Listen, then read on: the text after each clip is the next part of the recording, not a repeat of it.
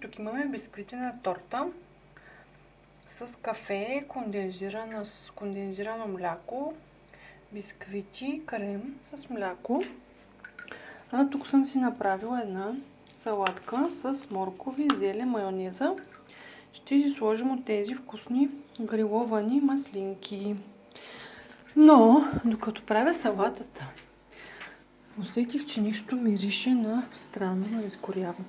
И нека видим откъде идва този странен аромат. Нещо се случва тук. Нека да видим. Тук мирише много вкусно при вас. О, здравейте, заповядайте при нас. Ви имате бар тук? Бар на здраве. Вики, ти какво тук се черпиш и ти даш? Черпят ли та?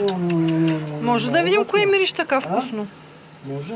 Ако не те засуди, може да купите. Ние направихме торта и салата, ама... Много са гадни. Много са гадни, да. Този череп какъв е? Пази ли ги?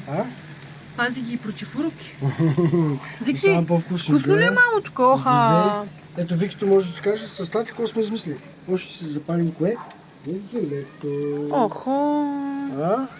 Имате наргиле с Вики. Да. Викито ще пуши ли? Тя само ще го запали. Естествено, че няма да. Добре. Ето тук може да видите през някоя дупчица. Тук ни правят специална площадка с футболно игрище за Викито да може да играе лятото. Баскетболно. И всичко най-яко ще направи кмета за нея, защото тя е газарка. Нещо друго ще кажете ли? Или вече да ви сипвам салатка? Беше ни приятно да ви бъдем компания, но ще е хубаво да ни оставите, че ще ни изгорят там. Да, Надя. Чао!